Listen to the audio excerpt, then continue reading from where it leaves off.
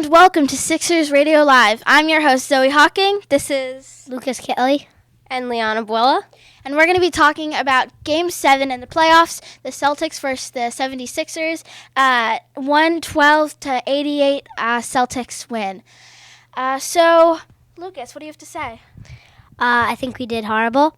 I mean, the Embiid scored 15 points. Tobias Harris with our most points. And I can't believe Tobias Harris had our most points. He shouldn't be the one who is scoring the most points. It should be Embiid.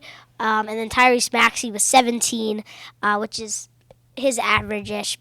And then the Celtics, we couldn't stop then.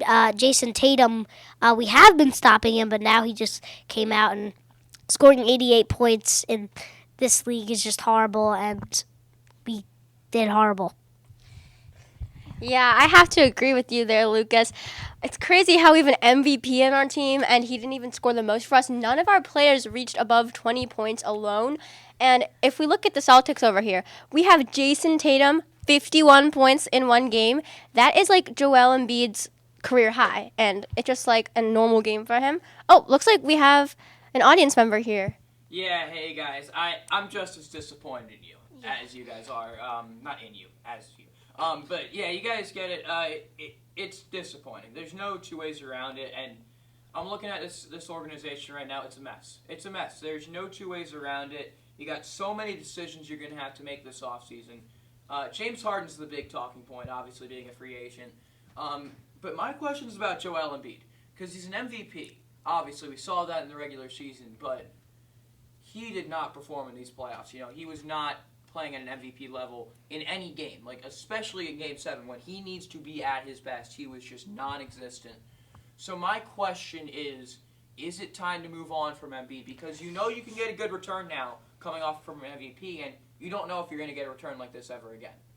Yeah, that's definitely a tough one, I would say. Joel Embiid hasn't done much for us in that last playoff season. Many people are saying, give him for Victor if Victor gets the first seed. I don't know. That's a pretty big trade. I don't know if we're ready for that to come yet, but you never know.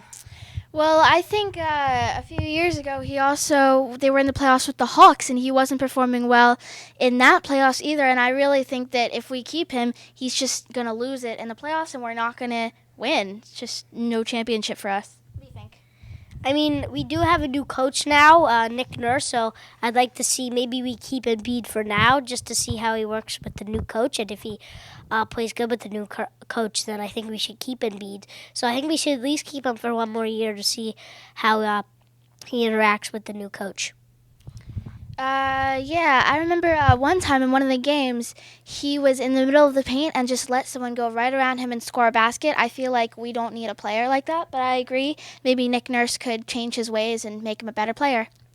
Yeah, I definitely agree with that. Joel Embiid doesn't have any excuse this playoffs. I mean, 2 seasons ago when we did play the Hawks, when we played Toronto, he was injured a lot, punched in the face as usual. He always flops. And so his excuse was that he was injured, but I don't know if he could still keep up with that one. So I hope Nick Nurse, teaches him. All right, I think they're giving us the red light, and we got to get a commercial on now. So thanks for watching, and we'll see you another time. Good night.